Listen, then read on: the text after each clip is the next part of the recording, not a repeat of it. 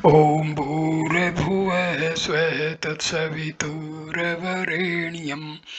भर्गो देवस्य धीमहि धियो यो नः प्रचोदयात्। ॐ शान्ति शान्ति शान्तिः। नमस्ते मेरे प्यारे दोस्तों। भगवान श्री रामकृष्ण परमहंस की वचनामृत का ये तीसरा वीडियो है। इस वीडियो को हम शुरू करते हैं परिच्छेद 3 तृतीय दर्शन, गीता का श्लोक चैप्टर 6 श्लोक नंबर 29। सर्वभूतस्थ सत्मात्मनं सर्वभूतानि चात्मनि ईक्षते योग युक्तात्मा सर्व समदर्शनः। नरेंद्र भावना तथा मास्टर उस समय वराह नगर में अपनी बहन के यहाँ ठहरे थे। जब से श्री रामकृष्ण के दर्शन हुए तब से मन में सब समय उन्हीं का चिंतन चल रहा है। मानो आँखों के सामने सदा वही आनंदमय रूप दिखाई दे रहा हो, कानों में वही अमृतमयी वाणी सुनाई दे रही हो। मास्टर सोचने लगे, इस निर्धन ब्राह्मण ने इन गंभीर आध्यात्मिक तत्वों को कैसे खोज निकाला, किस प्रकार उनका ज्ञान प्राप्त किया। इसके पहले उन्होंने इतनी सरलता से इन गूढ़ तत्वों को समझाते हुए कभी किसी को नहीं देखा। मास्टर दिन रात यही विचार करने लगे कि अवसर पाकर कई भक्त दर्शन के लिए आए। अपने कमरे में छोटे तख्त देखते ही देखते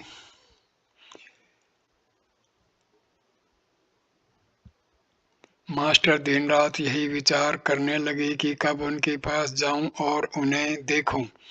देखते ही देखते रविवार 5 मार्च आ गया।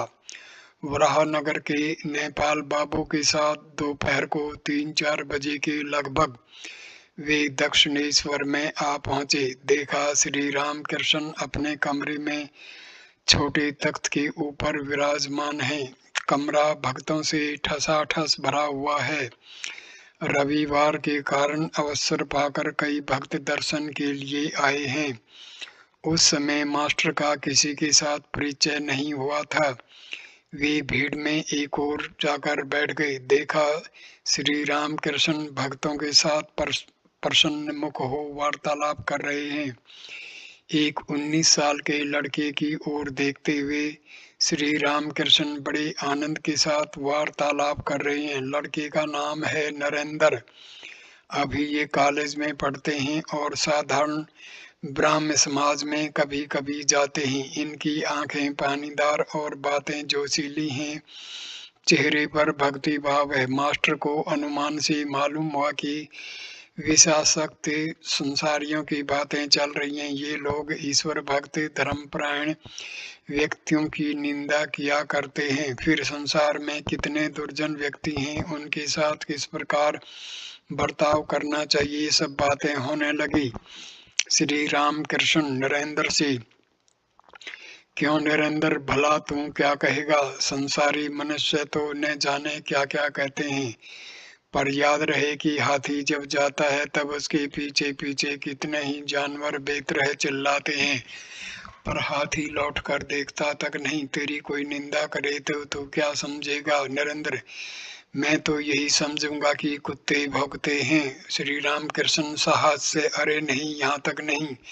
सबका हास्य सर्वभूत में परमात्मा का ही वास है, पर मेल मिलाप करना हो तो भले आदमियों से ही करना चाहिए, बुरे आदमियों से अलग ही रहना चाहिए। बाघ में भी परमात्मा का वास है, इसलिए क्या बाघ को भी गला लगाना चाहिए? लोग हंस पड़े। यदि कहो कि बाघ भी तो नारायण है, इसलिए क्यों भागे? इसका उत्तर यह है कि जो लोग कहते हैं कि भाग चलो, वे भी तो नारायण है, उनकी बात क्यों नहीं मानो। एक कहानी सुनो। किसी जंगल में एक महात्मा थे। उनके कई शिष्य थे। एक दिन उन्होंने अपने शिष्यों को उपदेश दिया कि सर्वभूतों में नारायण का वास है, यह जानकर सभी को नमस्कार करो। एक दिन एक शिष्य हवन के लिए जंगल में लकड़ी लेने गया। उस समय जंगल में यह शोरगुल मचा था कि कोई कहीं हो तो भागो, पागल हाथी जा रहा है। सभी भाग गए पर शिष्य ने भागा। उसे तो यह विश्वास था कि हाथी भी नारायण है, इसलिए भागने का क्या काम, वह खड़ा ही रहा। हाथी को नमस्कार किया और उसकी स्तुति करने लगा। इधर महावत के ऊंची आवाज लगाने पर भी कि भागो भागो उसने पैर न उठाए। पास पहुंचकर हाथी ने उसे सूंड से लपेटकर एक ओर फेंक दिया और अपना रास्ता लिया। शिष्य घायल हो गया और बेहोश पड़ा रहा। यह खबर गुरु के कान तक पहुंची। वे अन्य शिष्यों को साथ लेकर वहां गए और उसे आश्रम में उठा लाए।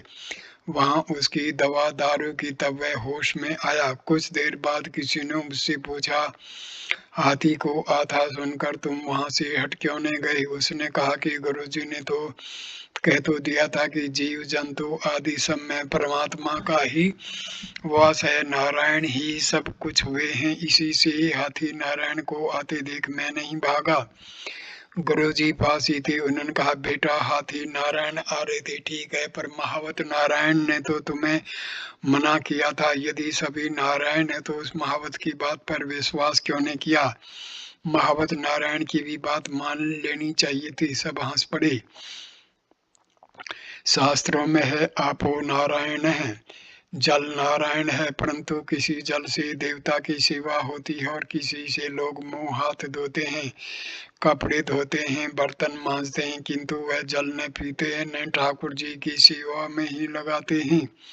इसी प्रकार साधु असाधु भक्त अभक्त सभी के हृदय में नारायण का वास है, किंतु असाधुओं अभक्तों से व्यवहार या अधिक हेल मेल नहीं चल सकता। किसी से सिर्फ बातचीत भर कर लेनी चाहिए और किसी से वह भी नहीं। ऐसे आदमियों से अलग रहना चाहिए। एक भक्त, महाराज यदि दुष्ट जन अनिष्ट करने पर उतारू हूँ या कर डालें तो क्या चुपचाप बैठे रहना चाहिए?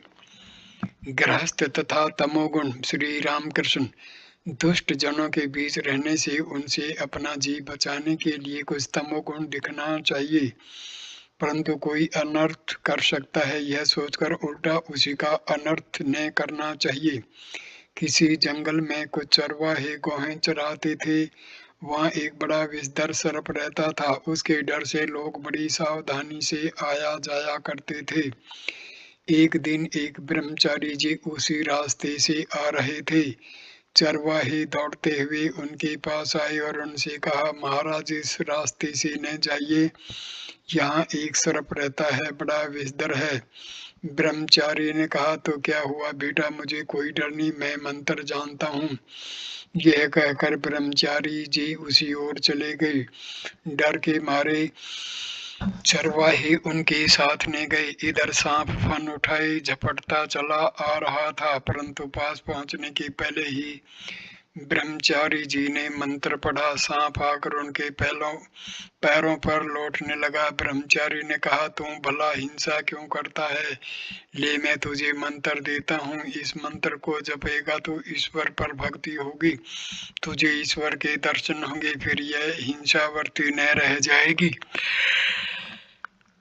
यह कहकर ब्रह्मचारी जी ने सांप को मंत्र दिया। मंत्र पाकर सांप ने गुरु को प्रणाम किया और पूछा, भगवान मैं क्या साधना करूं? गुरु ने कहा, इस मंत्र को जप और हिंसा छोड़ दे।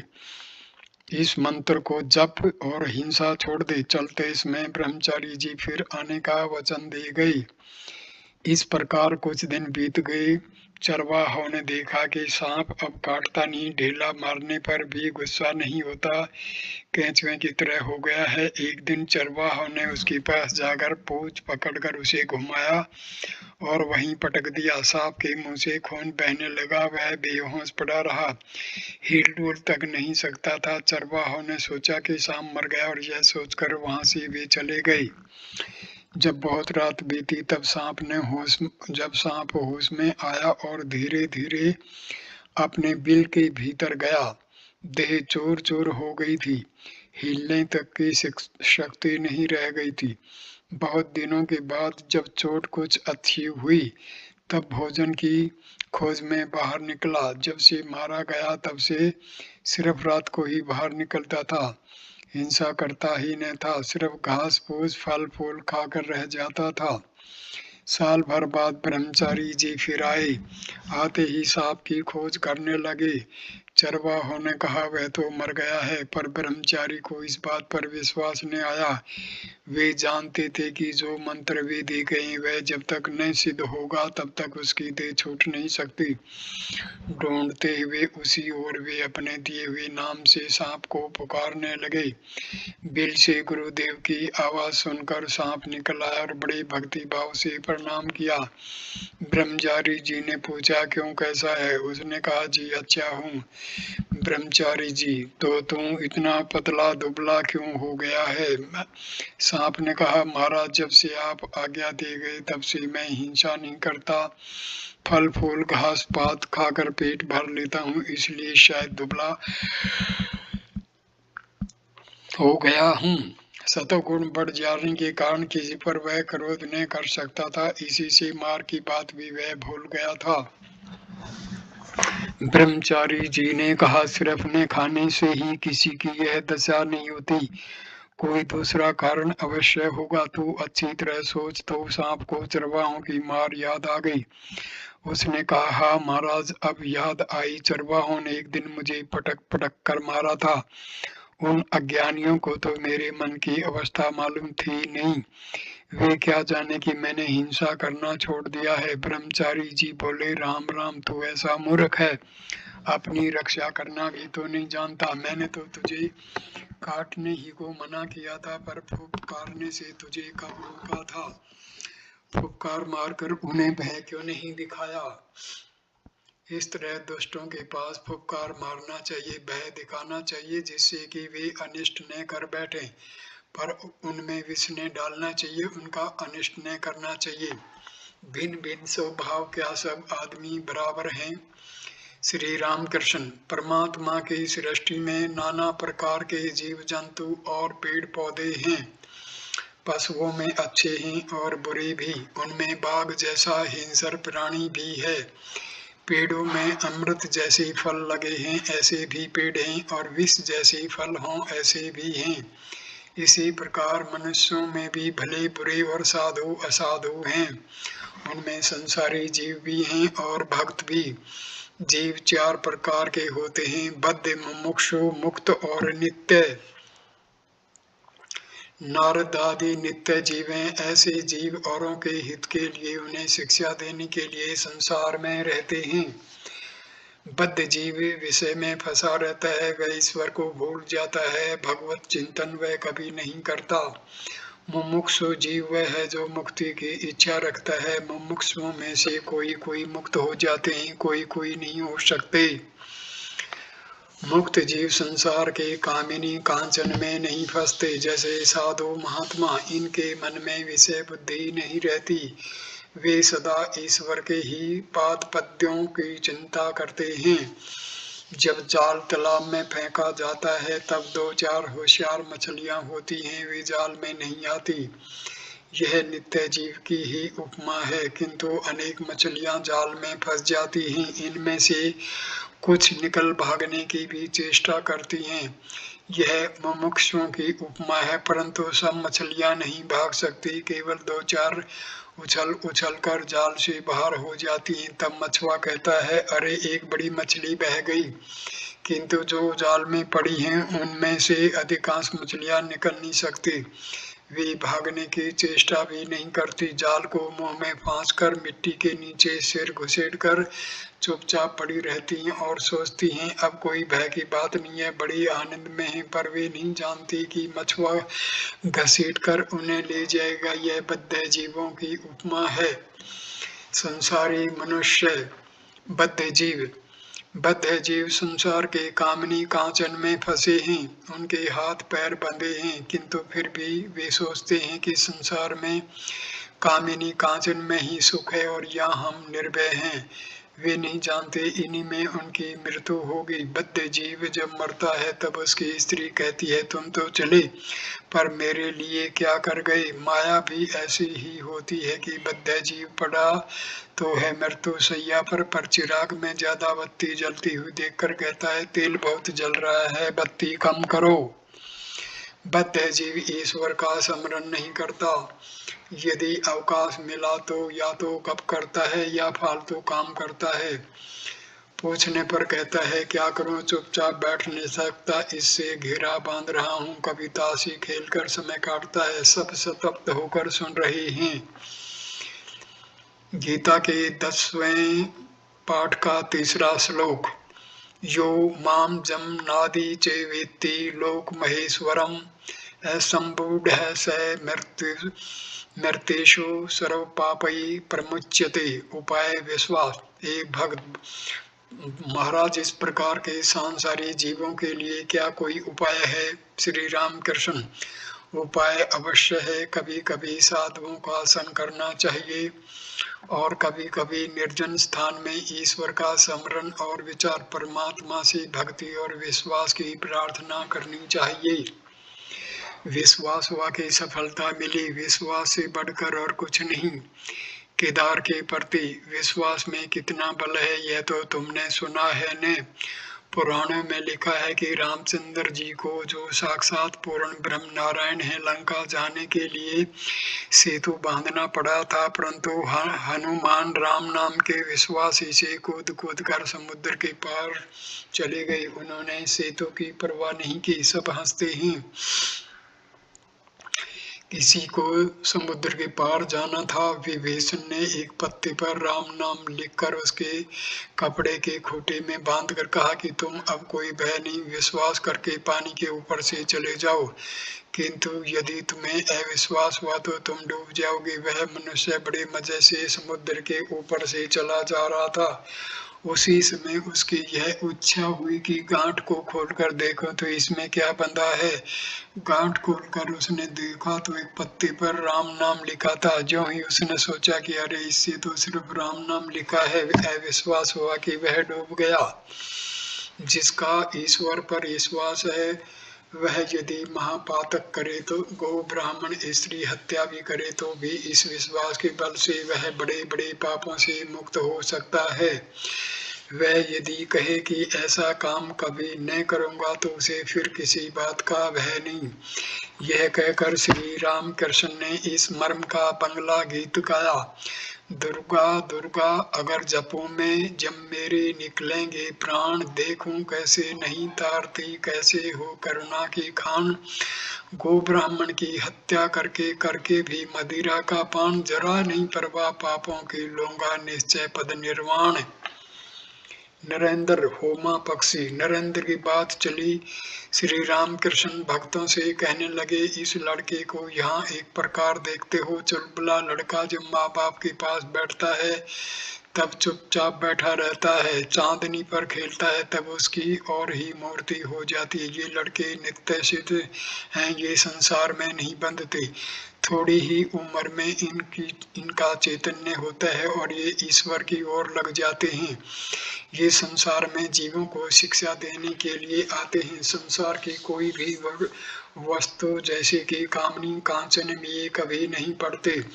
इसी प्रकार की एक कथा है। यह चिड़िया, एक चिड़िया थी। चिड़िया की कथा है। यह चिड़िया आकाश में बहुत ऊंचाई पर रहती है।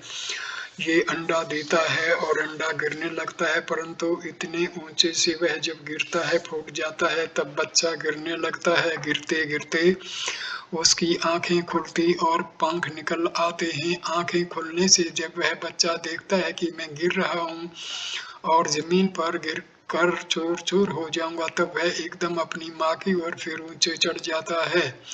नरेंद्र उठ गए। सभा में केदार, प्राण, कृष्ण मास्टर आदि और भी कई सज्जन थे। श्री राम कृष्ण देखो नरेंद्र गाने में, बजाने में, पढ़ने लिखने में सब विषयों में अच्छा है। उस दिन केदार के साथ उसने तर्क किया था। केदार की बातों को खटाखट काटता गया। श्री राम कृष्ण और सब लोग हंस पड़े। मास्टर से अंग्रेजी में क्या कोई तर्क की किताब है? मास्टर जी हाँ, अंग्रेजी में इसको न्याय शास्त्र लॉजिक कहते हैं। श्री राम कृष्ण अच्छा कैसा है, कुछ सुनाओ तो। मास्टर अब मुश्किल में पड़े, आखिर कहने लगे, एक बात यह है कि साधारण सिद्धांत से विशेष सिद्धांत पर पहुंचना, जैसे सब मनुष्य मरेंगे, पंडित भी मनुष्य हैं इसलिए वे भी मरेंगे। और एक बात यह है कि विशेष दृष्टांत या घटना को देखकर साधारण सिद्धांत पर पहुंचना, जैसे यह कौवा काला है, वह कौवा काला है, और जितने कौवे दिख पड़ते हैं वे भी काले हैं, इसलिए सब कौवे काले हैं। किंतु उस प्रकार के सिद्धांत से भूल भी हो सकती है, क्योंकि संभव है ढूंढ तलाश करने से किसी देश में सफेद कौवा मिल जाए। एक और दृष्टांत, जहाँ वृष्टि है वहाँ मेघ भी है, अतः यह साधारण सिद्धांत हुआ कि मेघ से वृष्टि होती है। और भी एक दृष्टांत, इस मनुष्य के 32 दांत हैं, उस मनुष्य के 32 दांत हैं, और जिस मनुष्य को देखते हैं उसी के 32 दांत हैं, अतएव सब मनुष्यों के 32 दांत हैं। इस प्रकार के साधारण सिद्धांत की बातें अंग्रेजी न्याय शास्त्र में हैं। श्री रामकृष्ण ने इन बातों को सुन भर लिया, फिर वे अन्य मनस्क हो गए, इसलिए यह प्रसंग और आगे नहीं बढ़ सका। गीता का दूसरे अध्याय का 53वां मंत्र। श्रुति विपर्तिपन्ना ते यदा सतास्यति निश्चला समाधावचला बुद्धिस्तदा वियोगम वापश्यसि। समाधि में सभा भंग हुई, भक्त सब इधर उधर घूमने लगे। मास्टर भी पंचवटी आदि स्थानों में घूम रहे थे। समय 5 के लगभग होगा। कुछ देर बाद वे श्री राम कृष्ण के कमरे में आए और देखा उसके उत्तर की ओर छोटे बरामदे में अद्भुत घटना हो रही है। श्री राम कृष्ण शिथिर भाव से खड़े हैं और नरेंद्र गा रहे हैं। 2-4 भक्त भी खड़े हैं। मास्टर आकर गाना सुनने लगे। गाना सुनते हुए वे मुग्ध हो गए। श्री राम कृष्ण के गाने को छोड़कर ऐसा मधुर गाना उन्होंने कभी नहीं सुना था। अकस्मात श्री राम कृष्ण की ओर देखकर वे स्तब्ध हो गए। श्री राम कृष्ण की देह निस्पंद हो गई थी और नेत्र निर्निमेष। श्वासोच्छ्वास चल रहा था या नहीं बताना कठिन है। पूछने पर एक भक्त ने कहा, यह समाधि है। मास्टर ने ऐसा ने कभी देखा था न सुना था। वे विस्मित होकर सोचने लगे, भगवत चिंतन करते हुए मनुष्य का बाह्य ज्ञान यहाँ तक चला जाता है। न जाने कितनी भक्ति और विश्वास हो तो मनुष्य की यह अवस्था होती है। नरेंद्र जो गीत गा रहे थे उसका भाव यह है, हे मन तो चिद धन हरि का चिंतन कर। उसकी मोहन मूर्ति की कैसी अनुपम छटा है जो भक्तों का मन हर लेती है। वह रूप नए नए वर्णों से मनोहर है, कोटि चंद्रमाओं को लजाने वाला है। उसकी छटा क्या है, मानो बिजली चमकती है। उसे देख आनंद से जी भर जाता है। गीत के इस चरण को गाते समय श्री राम कृष्ण चौंकने लगे। देह पुलकायमान हुई, आंखों से आनंद के आंसू बहने लगे। बीच बीच में मानो कुछ देखकर मुस्कुराते हैं। कोटि चंद्रमाओं को लजाने वाले उस अनुपम रात को वे दर्शन करते होंगे। क्या यही ईश्वर दर्शन है? कितनी साधना, कितनी तपस्या, कितनी भक्ति और विश्वास से ईश्वर का ऐसा दर्शन होता है। फिर गाना होने लगा। भावार्थ, हृदय रूपी कमलासन पर उनके चरणों का भजन कर, शांत मन और प्रेम भरे नेत्रों से उस अपूर्व मनोहर दृश्य को देख ले। फिर वही जगत को मोहने वाली मुस्कुराहट। शरीर वैसा ही निश्चल हो गया, आंखें बंद हो गई, मानो कुछ अलौकिक रूप से देख रही हैं और देखकर आनंद से भरपूर हो रहे हैं। अब गीत समाप्त हुआ। नरेंद्र ने गाया। भावार्थ, चिदानंद रस में, प्रेमानंद रस में परम भक्ति से चिरदिन के लिए मगन हो जा।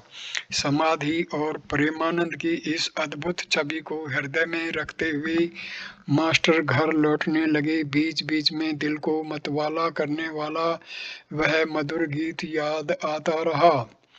परिच्छेद 4, चतुर्थ दर्शन। गीता छठे अध्याय का 22वां श्लोक।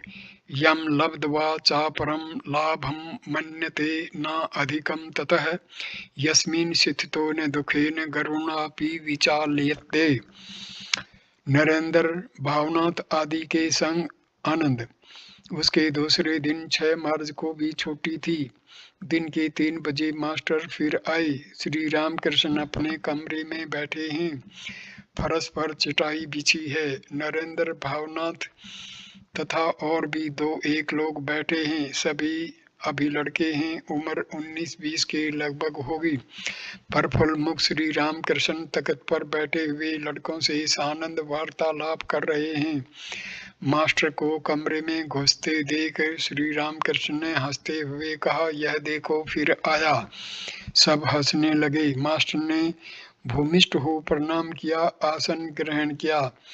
पहले वे खड़े खड़े हाथ जोड़कर प्रणाम करते थे, जैसा अंग्रेजी पढ़े लिखे लोग करते हैं, पर आज उन्होंने भूमिष्ठ होकर प्रणाम करना सीखा।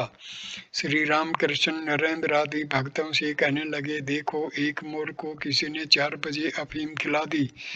दूसरे दिन से वह अफीमची मोर ठीक 4 बजे आ जाता था। यह भी अपने समय पर आया है। सब लोग हंसने लगे।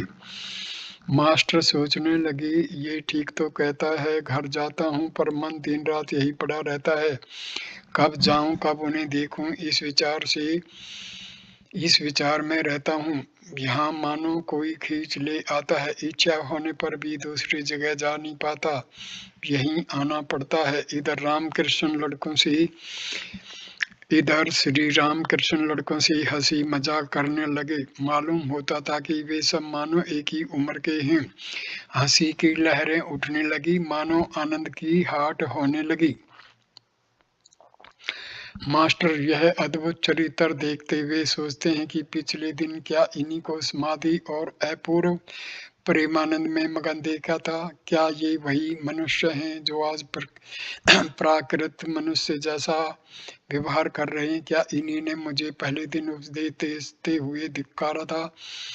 इन्हीं ने मुझे तुम ज्ञानी हो कहा था? इन्हीं ने साकार और निराकार दोनों सत्य हैं कहा था? इन्हीं ने मुझे कहा था कि ईश्वर ही सत्य है और सब अनित्य है? इन्हीं ने मुझे संसार में दासी की भांति रहने का उपदेश दिया था। श्री रामकृष्ण आनंद कर रहे हैं और बीच बीच में मास्टर को देख रहे हैं। मास्टर को सहविश में बैठे हुए देखकर उन्होंने रामलाल से कहा, इसकी उम्र कुछ ज्यादा हो गई है न, इसी से कुछ गंभीर है। यह सब हंस रहे हैं पर यह चुपचाप बैठा है। मास्टर की उम्र उसमें 27 साल की होगी। बात ही बात में परम भक्त हनुमान की बात चली। हनुमान का एक चित्र श्री रामकृष्ण के कमरे की दीवार पर टका था। श्री रामकृष्ण ने कहा, देखो तो हनुमान का भाव कैसा है। धन मान शरीर सब कुछ भी नहीं चाहते, केवल भगवान को चाहते हैं। जब सप्टिक स्तंभ के भीतर से ब्रह्मास्त्र निकाल कर भागे, तब मंदोदरी नाना प्रकार के फल लेकर लोभ दिखाने लगी। उसने सोचा कि फल के लोभ से उतरकर शायद ये ब्रह्मास्त्र फेंक दें, पर हनुमान इस भुलावे में कब पड़ने लगे। उन्होंने कहा, मुझे फलों का अभाव नहीं है, मुझे जो फल मिला है उससे मेरा जन्म सफल हो गया है। मेरे हृदय में मोक्ष फल के वृक्ष श्री रामचंद्र जी हैं। श्री राम कल्प तरु के नीचे बैठा रहता हूँ। जब जिस फल की इच्छा होती है वही फल खाता हूँ। फल के बारे में कहता हूँ कि तेरा फल मैं नहीं चाहता हूँ, तुम मुझे फल नहीं दिखा, मैं इसका प्रतिफल दे जाऊंगा। इसी भाव का एक गीत श्री रामकृष्ण गा रहे हैं। फिर वही समाधि, देह निश्चल, नेत्र शिथिल बैठे हैं जैसी मूर्ति फोटोग्राफ में देखने को मिलती है। भक्तगण अभी इतना हंस रहे थे, पर अब सब एक दृष्टि से श्री रामकृष्ण की इस अद्भुत अवस्था का दर्शन करने लगे। मास्टर दूसरी बार यह समाधि अवस्था देख रहे थे। बड़ी देर बाद अवस्था का परिवर्तन हो रहा है। देह शिथिल हो गई, मुख सहज हो गया, इंद्रियां फिर अपना अपना काम करने लगी। नेत्रों से आनंदाश्रु बहते हुए राम राम उच्चारण कर रहे हैं। मास्टर सोचने लगे, क्या ये ही महापुरुष लड़कों के साथ दिल लगी कर रहे थे? तब तो यह जान पड़ता था कि मानो 5 वर्ष के बालक हैं। श्री रामकृष्ण प्रकृतिस्थ होकर फिर प्राकृत मनुष्यों जैसा व्यवहार कर रहे हैं। मास्टर और नरेंद्र से कहने लगे कि तुम दोनों अंग्रेजी में बात करो, मैं सुनूंगा। यह सुनकर मास्टर और नरेंद्र हंस रहे हैं। दोनों परस्पर कुछ बातचीत करने लगे, पर बंगला में। श्री रामकृष्ण के सामने मास्टर का तर्क करना संभव नहीं था, क्योंकि तर्क का तो घर उन्होंने बंद कर दिया है। अतः मास्टर अब तक तर्क कैसे कर सकते हैं? श्री रामकृष्ण ने फिर कहा, पर मास्टर के मुंह से अंग्रेजी तर्क न निकला। परिच्छेद 4, गीता के 11वें अध्याय का 18वां श्लोक। तोम अक्षरम परम वेदितव्यम तौमस्य विश्वस्य परम निधानम तौमव्यय शाश्वत धर्म गोपता सनातन नस्तत्वम पुरुषो मतो में। अंतरंग भक्तों के संग में मैं कौन हूँ? 5 बजे हैं, भक्त लोग अपने अपने घर चले गए। सिर्फ मास्टर और नरेंद्र रह गए। नरेंद्र हाथ मुंह धोने के लिए गए। मास्टर भी बगीचे में इधर उधर घूमते रहे। थोड़ी देर बाद कोठी की बगल से हंस तालाब की ओर आते हुए उन्होंने देखा कि तालाब की दक्षिण तरफ वाली सीढ़ी के चबूतरे पर श्री रामकृष्ण खड़े हैं और नरेंद्र भी हाथ में गड़वा लिए खड़े हैं। श्री रामकृष्ण कहते हैं, देख और जरा ज्यादा आया जा करना, तूने हाल में ही आना शुरू किया है ने। पहली जान पहचान के बाद सभी लोग कुछ ज्यादा आया करते हैं, जैसे नया पति। नरेंद्र और मास्टर हंसे। क्यों आएगा नहीं? नरेंद्र ब्रह्म समाजी लड़के हैं। हंसते हुए कहा, हाँ कोशिश करूंगा। फिर सभी कोठी की राह से श्री रामकृष्ण के कमरे की ओर आने लगे। कोठी के पास श्री रामकृष्ण ने मास्टर से कहा, देखो किसान बाजार से बैल खरीदते हैं। वे जानते हैं कि कौन सा बैल अच्छा है और कौन सा बुरा। वे पूंछ के नीचे हाथ लगाकर परखते हैं। कोई कोई बैल पूंछ पर हाथ लगाने से लेट जाते हैं, वे ऐसे बैल नहीं खरीदते। पर जो बैल पूंछ पर हाथ रखते ही बैल बड़ी तेजी से कूद पड़ता है, उसी बैल को वे चुन लेते हैं। नरेंद्र इसी बैल की जाति का है, भीतर खूब तेज है। यह कहकर श्री रामकृष्ण मुस्कुराने लगे। फिर कोई ऐसे होते हैं कि मानो उनमें जान ही नहीं है, न जोर है न दृढ़ता। संध्या हुई। श्री रामकृष्ण ईश्वर चिंतन करने लगे। उन्होंने मास्टर से कहा, तुम जाकर नरेंद्र से बातचीत करो और फिर मुझे बताना कि वह कैसा लड़का है। आरती हो चुकी। मास्टर ने बड़ी देर में नरेंद्र को चांदनी के पश्चिम की तरफ पाया। आपस में बातचीत होने लगी। नरेंद्र ने कहा, मैं साधारण ब्राह्मण समाजी हूँ, कॉलेज में पढ़ता हूँ इत्यादि।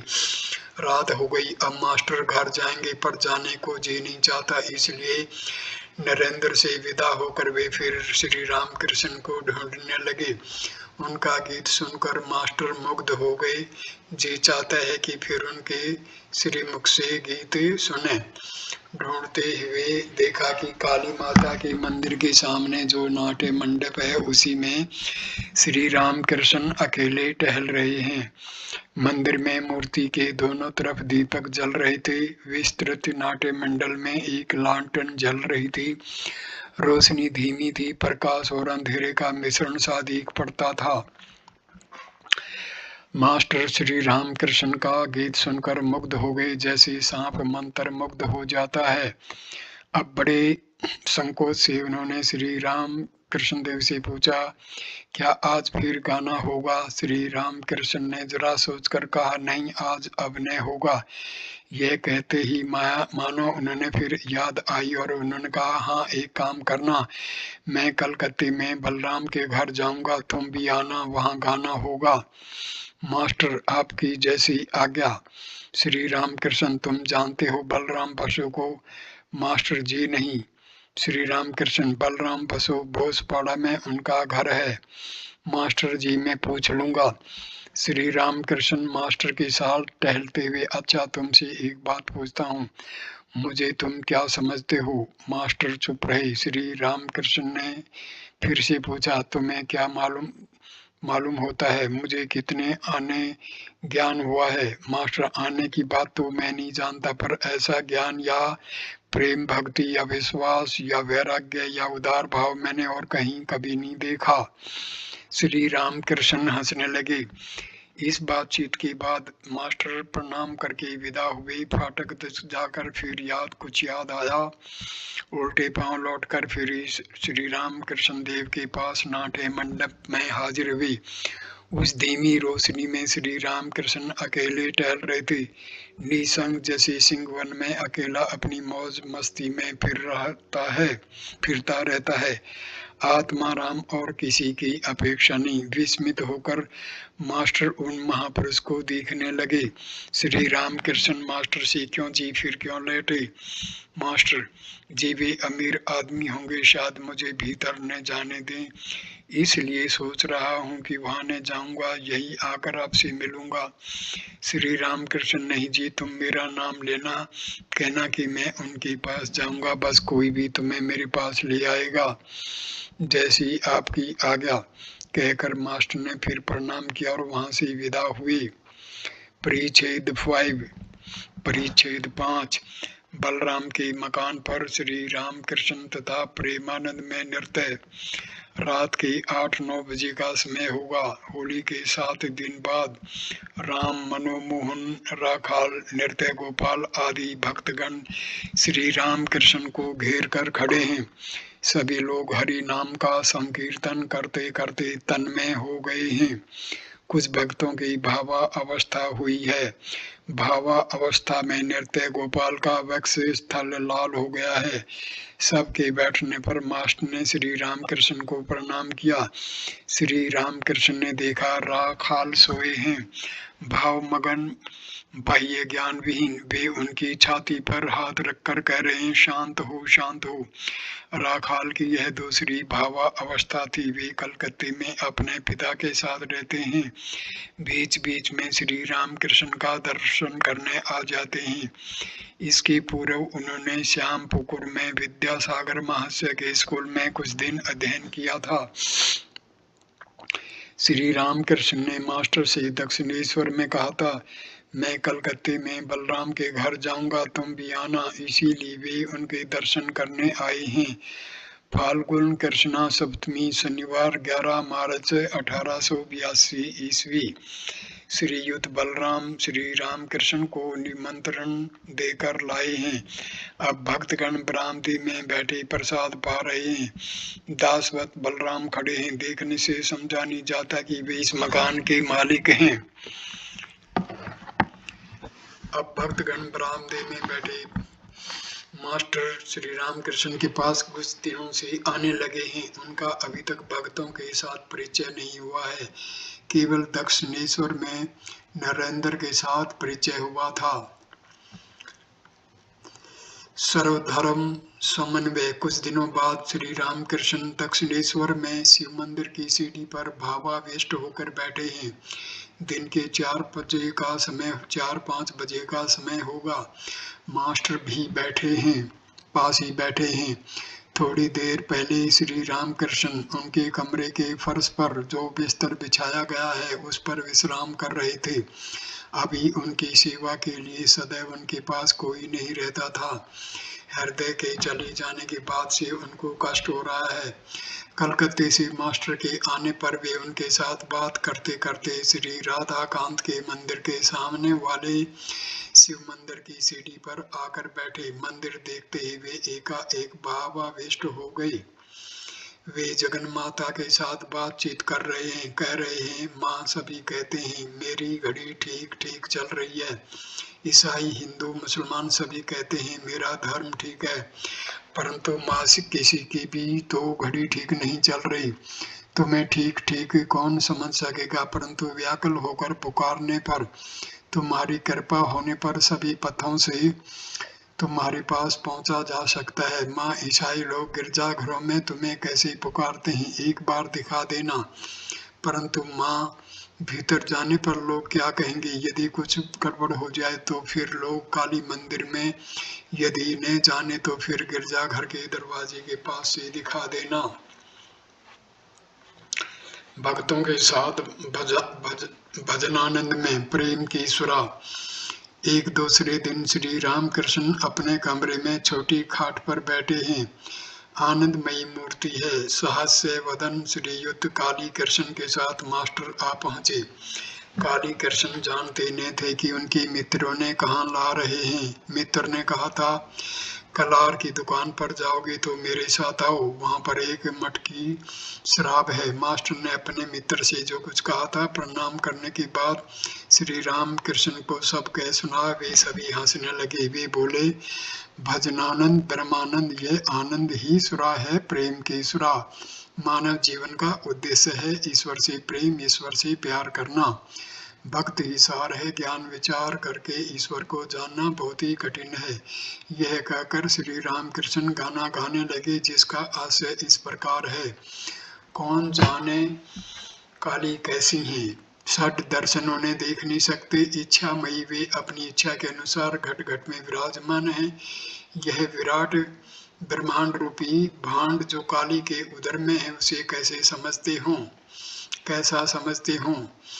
शिव ने काली का मर्म जैसा समझा, वैसा दूसरा कौन जानता है। योगी सदा सहस्रार मूलाधार में मनन करते हैं। काली पद्म वन में हंस के साथ हंसी के रूप में रमन करती है। प्रसाद कहता है, लोग हंसते हैं, मेरा मन समझता है पर प्राण नहीं समझता। वामन होकर चंद्रमा पकड़ना चाहता है। काली कृष्ण भट्टाचार्य परवर्ती काल में आप विद्यासागर कॉलेज में संस्कृत भाषा तथा साहित्य के प्रधान अध्यापक भी थे। श्री राम कृष्ण फिर कहते हैं, ईश्वर से प्यार करना ही जीवन का उद्देश्य है। जिस प्रकार वृंदावन में गोपीगण राखालगण श्री कृष्ण से प्यार करते थे, जब श्री कृष्ण मथुरा चले गए, राखालगण ने उनके विरह में रोकर घूमते थे। इतना कहकर वे ऊपर की ओर ताकते हुए गाना गाने लगे। भावार्थ, एक नई राखाल को देख आया जो नए पेड़ की टहनी पकड़े छोटे बछड़े को गोद में लिए कह रहा है, कहाँ हो रे भाई कन्हैया, फिर कहकर ही रह जाता है, पूरा कन्हैया मुंह से नहीं निकलता। कह रहा है, कहाँ हो रे भाई, और आंखों से आंसू की धाराएं बह निकलती हैं। श्री रामकृष्ण का प्रेम भरा गाना सुनकर मास्टर की आंखों में आंसू आ गए। परिच्छेद 6। श्यामपुकुर में प्राण कृष्ण के मकान पर श्री रामकृष्ण। श्री रामकृष्ण ने आज कलकत्ते में शुभागमन किया है। श्रीयुत प्राण कृष्ण मुखोपाध्याय के श्यामपुकुर वाले मकान के 2 मंजिले पर बैठकर घर में भक्तों के साथ बैठे हैं। अभी अभी भक्तों के साथ बैठकर प्रसाद पा चुके हैं। आज 2 अप्रैल रविवार 1882 ईस्वी चैत्र शुक्ला चतुर्दशी है। इस समय दिन के 1-2 बजे होंगे। कप्तान उसी मोहल्ले में रहते हैं। श्री रामकृष्ण की इच्छा है कि इस मकान में विश्राम करने के बाद कप्तान के घर होकर उनसे मिलकर कमल कुटीर नामक मकान में श्री केशव सेन को देखने जाएं। प्राण कृष्ण बैठक घर में बैठे हैं। राम मनोहर, केदार, सुरेंद्र, गिरिंदर, सुरेंद्र के भाई राखाल, बलराम, मास्टर आदि भक्तगण उपस्थित हैं। मोहल्ले के कुछ सज्जन तथा अन्य दूसरे निमंत्रित व्यक्ति भी आए हैं। श्री राम कृष्ण क्या कहते हैं यह सुनने के लिए सभी उत्सुक होकर बैठे हैं। श्री राम कृष्ण कह रहे हैं, ईश्वर और उनका ऐश्वर्य, यह जगत उनका ऐश्वर्य है, परंतु ऐश्वर्य देखकर ही सब लोग भूल जाते हैं। जिनका ऐश्वर्य है उनकी खोज नहीं करते। कामनी कांचन का भोग करने सभी जाते हैं, परंतु उसमें दुख और अशांति ही अधिक है। संसार मानो विशालाक्षी नदी का भंवर है। नाव भंवर में पड़ने पर फिर उसका बचना कठिन है। गुखरू कांटे की तरह एक छूटता है तो दूसरा जकड़ जाता है। गोरख धंधे में एक बार घुसने पर निकलना कठिन है। मनुष्य मानो जल सा जाता है। एक भक्त महाराज तो उपाय साधु संग और प्रार्थना।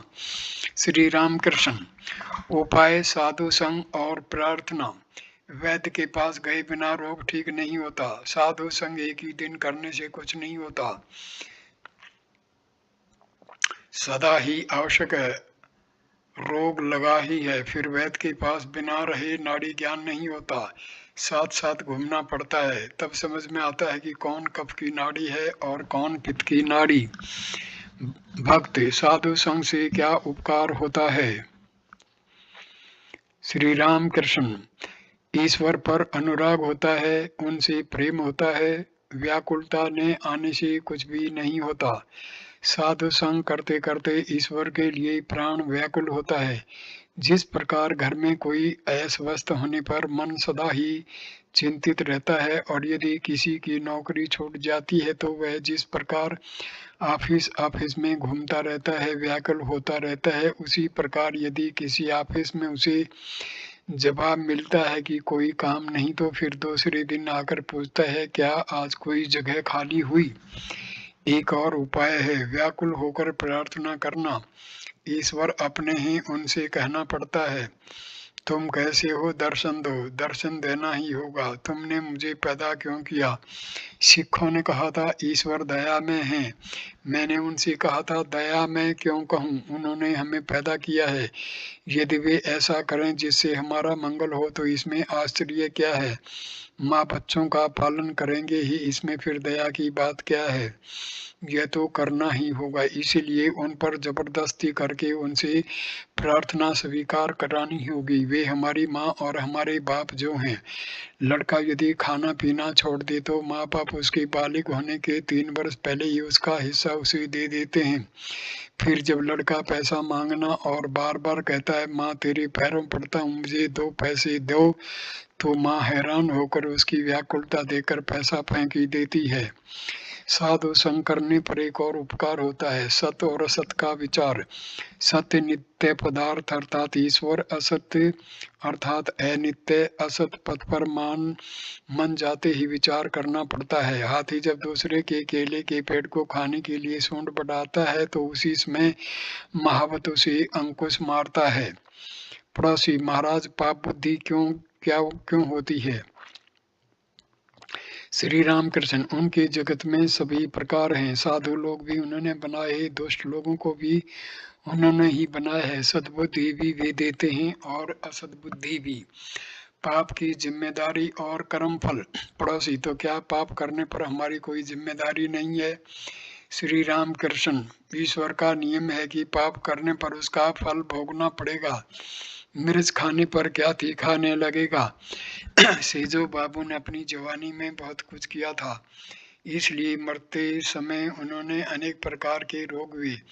कम उम्र में इतना पता नहीं चलता। काली बाड़ी में भोजन पकाने के लिए सुंदरवन की लकड़ी रहती है। वह गीली लकड़ी पहल अच्छी जलती है। उसमें मालूम भी नहीं होता कि इसके अंदर जल है। लकड़ी का जलना समाप्त होते इसमें सारा जल पीछे की ओर आ जाता है और फेंच फोंच करके चूल्हे की आग बुझा देता है। इसलिए काम, क्रोध, लोभ, इन सब से सावधान रहना चाहिए। देखो ने हनुमान ने क्रोध में लंका जला दी थी। अंत में ख्याल आया अशोक वन में सीता है, तब सटपटाने लगे कि कहीं सीता जी का कुछ न हो जाए। पड़ोसी, तो ईश्वर ने दुष्ट लोगों को बनाया ही क्यों? श्री राम कृष्ण, उनकी इच्छा, उनकी लीला उनकी माया में विद्या भी है, अविद्या भी। अंधकार की भी आवश्यकता है। अंधकार रहने पर प्रकाश की महिमा और भी अधिक प्रकट होती है। काम, क्रोध, लोभ आदि खराब चीजें तो अवश्य हैं, परंतु उन्होंने ये दिए क्यों हैं? दिए महान व्यक्तियों को तैयार करने के लिए।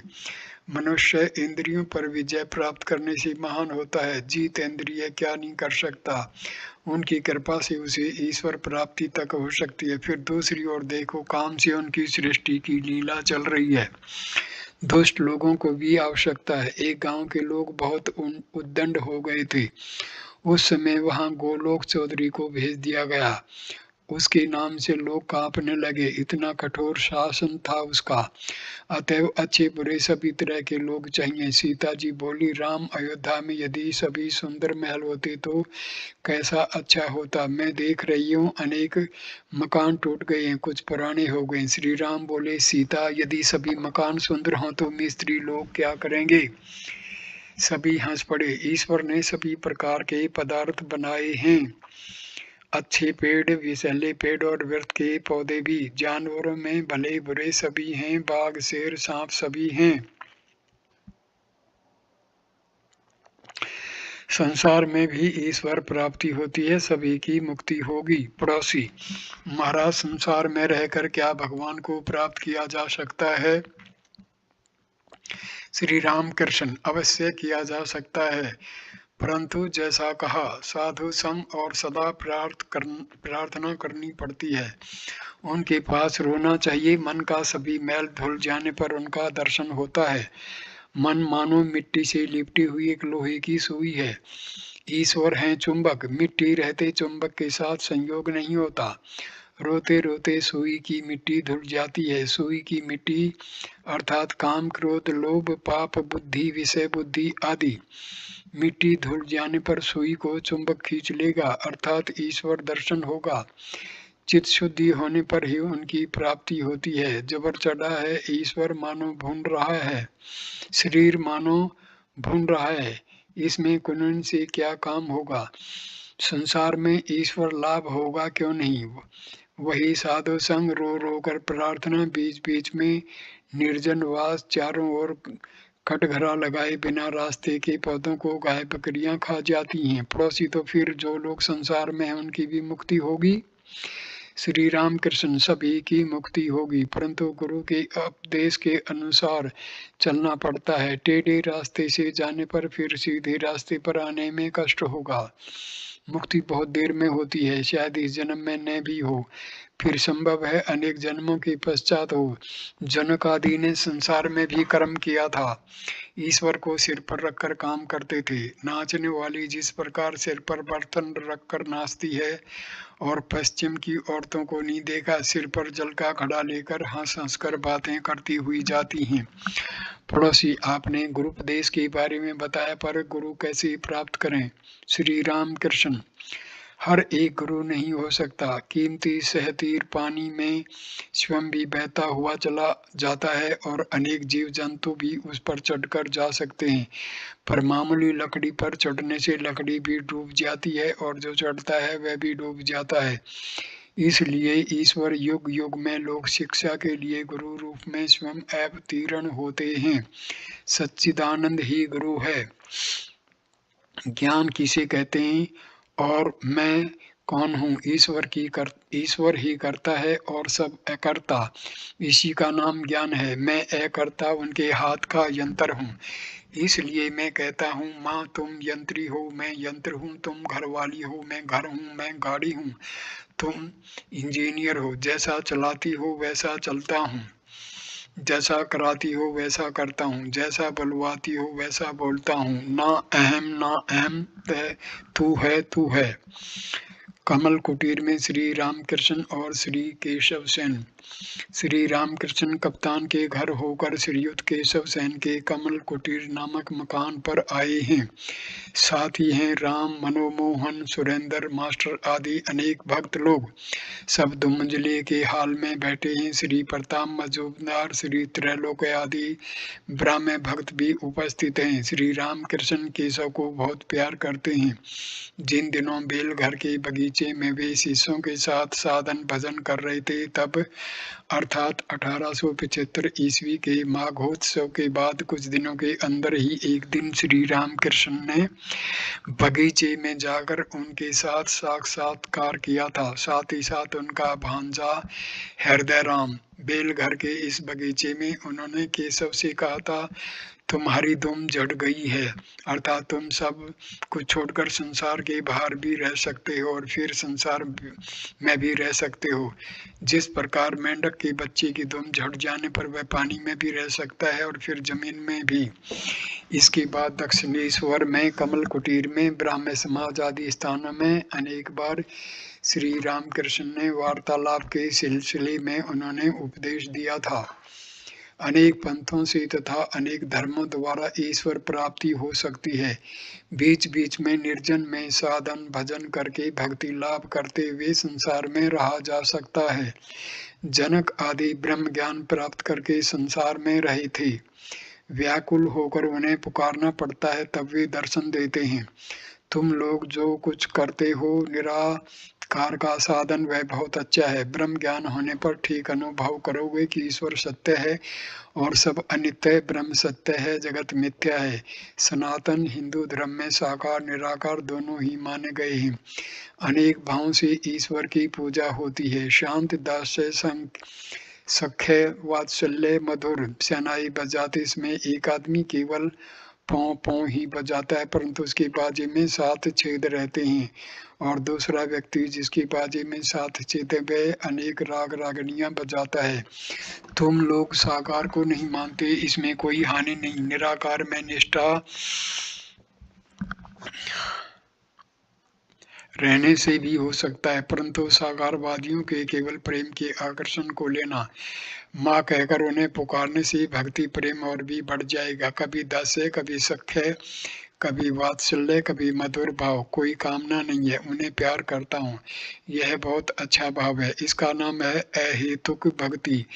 रुपया पैसा मान इज्जत कुछ भी नहीं चाहता हूँ केवल तुम्हारे चरण कमलों में भक्ति। वेद पुराण तंत्र में एक ईश्वर की ही बात है और उनकी लीला की बात। ज्ञान भक्ति दोनों ही हैं। संसार में दासी की तरह रहो।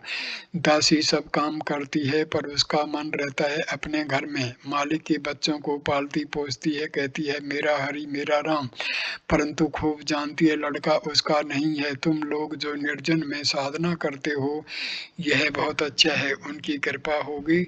जनक राजा ने निर्जन में कितनी साधना की थी। साधना करने पर ही तो संसार में निर्लिप्त होना संभव है। तुम लोग भाषण देते हो सभी के उपकार के लिए, परंतु ईश्वर को प्राप्त करने के बाद तथा उनके दर्शन प्राप्त कर चुकने के बाद ही भाषण देने से उपकार होता है। उनका आदेश न पाकर दूसरों को शिक्षा देने से उपकार नहीं होता। ईश्वर को प्राप्त किए बिना उनका आदेश नहीं मिलता। ईश्वर के प्राप्त होने का लक्षण है मनुष्य बालक की तरह, जड़ की तरह, उन्माद वाले की तरह, पिशाच की तरह हो जाता है। जैसे सुखदेव आदि। चैतन्य देव कभी बालक की तरह कभी उन्मत्त की तरह नृत्य करते थे, हंसते थे, रोते थे, नाचते थे, गाते थे। पूरी धाम में जब थे तब बहुधा जड़ समाधि में रहते थे।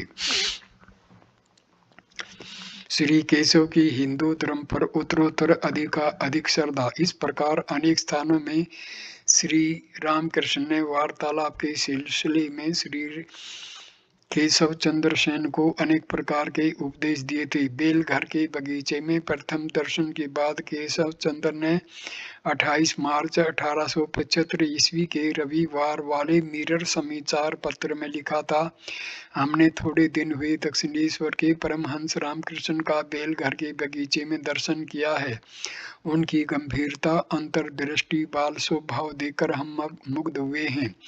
वे शांत स्वभाव तथा कोमल प्रकृति के हैं और देखने से ऐसे लगते हैं मानो सदा योग में रहते हैं। इस समय हमारा ऐसा अनुमान हो रहा है कि हिंदू धर्म के गंभीरतम सत्रों का अनुसंधान करने पर कितनी सुंदरता, सत्यता तथा साधुता देखने को मिल सकती है। यदि ऐसा न हो तो परमहंस की तरह ईश्वरी भाव में भावित योगी पुरुष देखने में कैसे आते हैं। 1876 ईस्वी के जनवरी में फिर माघ उत्सव आया। उन्होंने टाउन हॉल में भाषण दिया। विषय था ब्रह्म धर्म और हमारा अनुभव, आवर फेथ एंड एक्सपीरियंसेस। इसमें भी उन्होंने हिंदू धर्म की सुंदरता के संबंध में अनेक बातें कही थी। श्री रामकृष्ण उन पर जैसा स्नेह रखते थे कि शिव की भी उनके प्रति वैसी ही भक्ति थी। प्राय प्रतिवर्ष ब्रह्मोत्सव के समय तथा अन्य समय वे श्री केशव दक्षिणेश्वर में जाते थे और उन्हें कमल कुटीर में ले आते थे। कभी कभी अकेले कमल कुटीर के दूसरे मंजिले पर उपासना गृह में उन्होंने परम आनंद अंतरंग मानते हुए भक्ति के साथ ले जाते थे। एकांत में ईश्वर की पूजा करते और आनंद मनाते थे।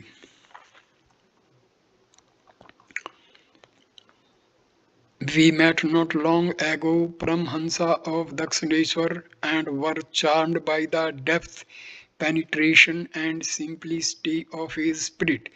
The never-ceasing metaphors and analogies in which he indulged are most of them as apt as they are beautiful. The characteristics of his mind are the very opposite to those of Pandit Dayananda Saraswati, the former being so gentle, tender, and contemplative, as the latter is sturdy, masculine, and polemical. Hinduism must have in it a deep source of beauty, truth, and goodness to inspire such men as these. Sunday Mirror, March 28, 1875. If the ancient Vedic Aryan is gratefully honored today for having taught us the deep truth of the Nirakar or the bodiless spirit, the same loyal homage is due to the later Puran Hindu for having taught us religious feelings in all their breadth and depth. In the days of the Vedas and the Vedanta, India was all communion yoga. In the days of the Puranas, India was all emotions bhakti. The highest and the best feelings of religion have been cultivated under the guardianship of specific divinities. Our faith and experiences lecture delivered in January 1877. 1879 ईस्वी के भाद्रोत्सव के इसमें केशव श्री रामकृष्ण को फिर निमंत्रण देकर बेलघर के तपोवन में ले गए थे।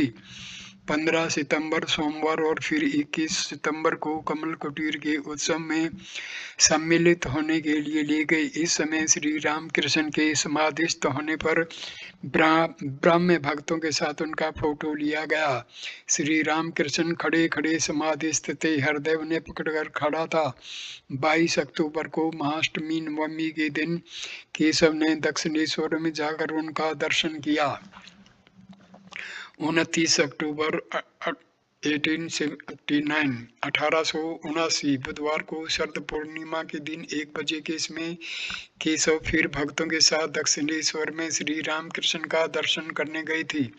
स्टीमर के साथ सजी सजाई एक बड़ी नौका, 6 अन्य नौकाएं और 2 छोटी नौकाएं भी थी। करीब 80 भक्तगण थे। साथ में झंडा, फल, पत्ते, मृदंग, करताल, भेरी भी थे। हृदय अभ्यर्थना करके इस केशव को स्टीमर से उतार लाया। गाना गाते गाते। गाने का मर्म इस प्रकार है। सुर ध्वनि के तट पर कौन हरि का नाम लेता है, संभवतः प्रेम देने वाले निताई आए हैं। ब्राह्मण भक्तगण भी पंचवटी से कीर्तन करते करते उनके साथ आने लगे।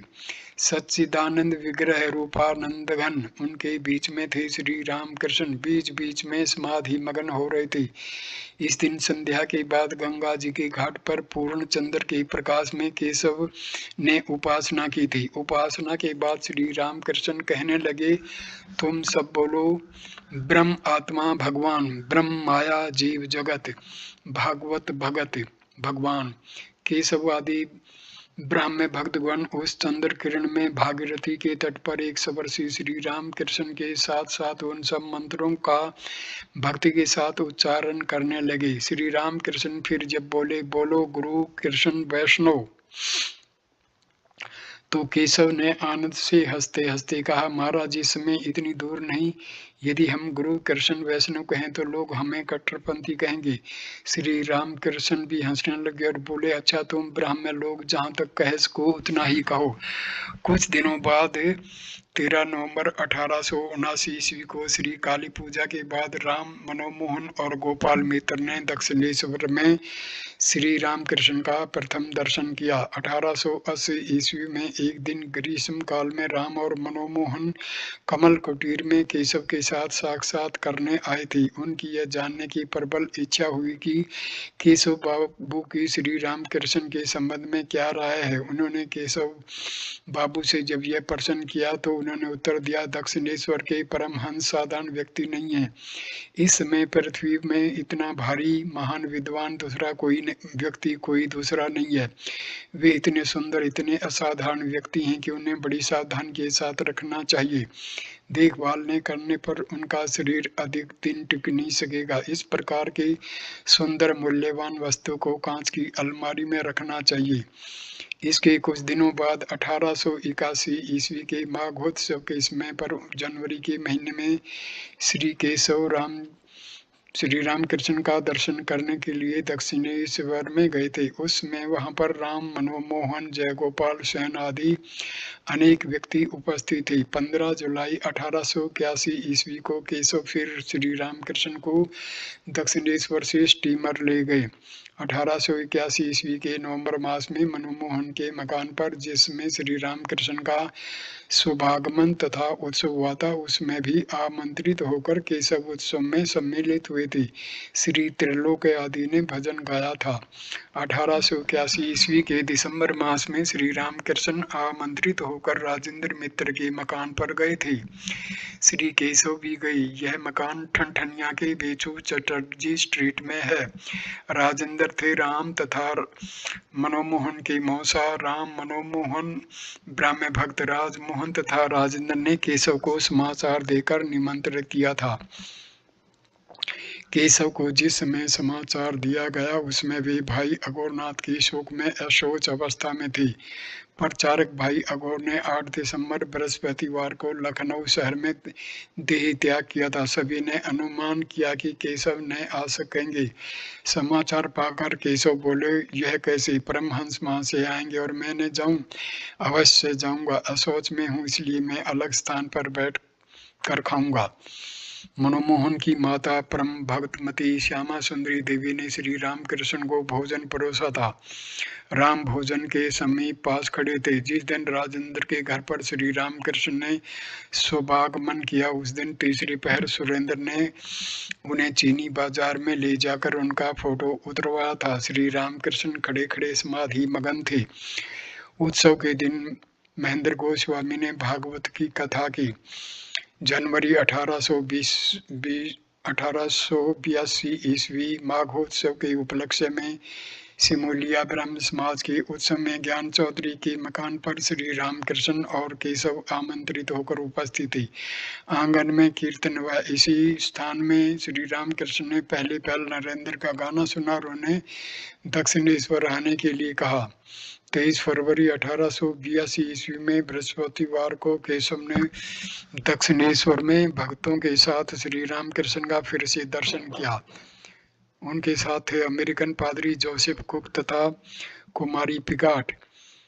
ब्रह्म भक्त के साथ केशव ने श्री रामकृष्ण को स्टीमर में बिठाया। कुक साहब ने श्री रामकृष्ण की समाधि स्थिति देखी थी। उस समय श्री नागेंद्र उसी जहाज में उपस्थित थी। उनके मुख से समस्त वार्ता सुन 10-15 दिन के अंदर मास्टर ने दक्षिणेश्वर में श्री रामकृष्ण का प्रथम दर्शन किया। 3 मास बाद अप्रैल मास में श्री रामकृष्ण कोमल कटीर में केशव चंद्र को देखने आया। उसी का थोड़ा सा विवरण निम्नलिखित परिच्छेद में दिया गया है। श्री रामकृष्ण का केशव के प्रति स्नेह, जगन माता के पास नारियल शक्कर की मन्नत। आज कमल कुटीर के उसी बैठक घर में श्री रामकृष्ण भक्तों के साथ बैठे हैं। 2 अप्रैल 1882 ईस्वी रविवार दिन के 5 बजे का समय केशव भीतर के कमरे में थे। उन्हें समाचार दिया गया। कमीज पहनकर और चादर ओढ़कर उन्होंने आकर प्रणाम किया। उनके भक्त मित्र कालीनाथ बसु रुग्ण हैं, वे उन्हें देखने जा रहे हैं। श्री राम कृष्ण आए हैं इसलिए केशव नहीं जा सकेंगे। श्री राम कृष्ण कह रहे हैं तुम्हें बहुत काम रहता है, फिर अखबार में भी लिखना पड़ता है, वहां दक्षिणेश्वर जाने का अवसर नहीं रहता, इसलिए मैं ही तुम्हें देखने आ गया हूँ। तुम्हारी तबीयत ठीक नहीं है, यह जानकर नारियल शक्कर का मन्नत मांगी थी। माँ से कहा था माँ यदि केशवर को कुछ हो जाए तो फिर कलकत्ता जाकर किसके साथ बात करूंगा। श्री प्रताप आदि ब्राह्मण भक्तों के साथ श्री रामकृष्ण वार्तालाप कर रहे हैं। पास ही मास्टर को बैठे देख वे केशव से कहते हैं वे वहां पर दक्षिणेश्वर में क्यों नहीं जाते, पूछो तो इतना ये कहते हैं कि स्त्री बच्चों पर मन नहीं है। एक मास में कुछ अधिक समय हुआ। मास्टर श्री रामकृष्ण के पास आया जाया करते हैं, बाद में जाने में कुछ दिनों का विलंब हुआ, इसलिए श्री रामकृष्ण इस प्रकार कह रहे हैं। उन्होंने कह दिया था आने में देरी होने पर मुझे पत्र देना। ब्राह्मण भक्तगण श्री समाध्यायी को देखकर श्री रामकृष्ण से कह रहे हैं आप विद्वान हैं, वेद शास्त्र आदि का आपने अच्छा अध्ययन किया है। श्री रामकृष्ण कह रहे हैं हाँ, इनकी आंखों में से इनकी भीतरी भाग दिखाई दे रहा है, ठीक जैसे खिड़की की कांच में से घर के भीतर की चीजें दिखाई देती हैं। श्री त्रिलोक गाना गा रहे हैं, गाना हो रहा है, इतने में ही संध्या का दिया जलाया गया। गाना सुनते सुनते श्री रामकृष्ण एकाएक खड़े हो गए और माँ का नाम लेते लेते समाधि मगन हो गए। कुछ स्वस्थ होकर स्वयं ही नृत्य करते करते गाना गाने लगे, जिसका आशय इस प्रकार है। मैं सुरा पान नहीं करता, जय काली कहता हुआ सुधा का पान करता हूँ। वह सुधा मुझे इतना मतवाला बना देती है कि लोग मुझे नशाखोर कहते हैं। गुरु जी का दिया हुआ गुड़ लेकर उसमें प्रवृत्ति का मसाला मिलाकर ज्ञान रूपी कला और उससे शराब बनाता हूँ और मेरा मतवाला मनो से मूल मंत्र रूपी बोतल में से पीता है। पीने के पहले तारा कहकर मैं उसे शुद्ध कर लेता हूँ। राम प्रसाद कहता है कि ऐसी शराब पीने पर धर्म अर्थादि चतुर्वर्ग की प्राप्ति होती है। श्री केशव का श्री राम कृष्ण स्नेह पूर्वक नेत्रों से देख रहे हैं, मानो अपने निजी हैं और मानो भयभीत हो रहे हैं कि कहीं केशव किसी दूसरे के अर्थात संसार के नहीं बन जाएं। उनकी ओर ताकते हुए श्री रामकृष्ण ने फिर गाना प्रारंभ किया, जिसका भावार्थ इस प्रकार का है। बात करने से भी डरती हूँ, न करने से भी डरती हूँ। हे राधा, मन में संदेह होता है कि कहाँ तुम जैसा निधि को गंवाने बैठो। हम तुम्हें वह मंत्र बतलाती हैं जिससे हम विपत्ति पार हो गया और जो लोगों को भी विपत्ति से पार कर देता है। अब तुम्हारी जैसी इच्छा, अर्थात सब कुछ छोड़कर भगवान को पुकारो, वे ही सत्य हैं, सब अनित्य हैं, उन्हें प्राप्त किए बिना कुछ भी नहीं होगा, यही महामंत्र है। फिर बैठ करके भक्तों के साथ वार्तालाप कर रहे हैं, उनके लिए जलपान की तैयारी हो रही है। हाल के एक कोने में एक ब्राह्मण भक्त पियाना बजा रहे हैं। श्री रामकृष्ण प्रसन्न वदन हो बालक की तरह पियाना के पास खड़े होकर देख रहे हैं। थोड़ी देर बाद उन्हें अंतपुर में ले जाया गया, वहां से जलपान करेंगे और महिला उन्हें प्रणाम करेंगे। श्री रामकृष्ण का जलपान समाप्त हुआ। अब वे गाड़ी में बैठे ब्रह्म भक्त गण सभी गाड़ी के पास खड़े हैं। कमल कुटीर से गाड़ी दक्षिण की ओर चल पड़ी। ये इस वीडियो को मैं यहीं विराम देता हूँ। अगला वीडियो परिच्छेद 7 श्री रामकृष्ण तथा ईश्वर चंद्र विद्यासागर से शुरू करेंगे। तीसरा वीडियो होगा ये। नमस्ते दोस्तों, ये वीडियो देखने के लिए नमस्ते, धन्यवाद।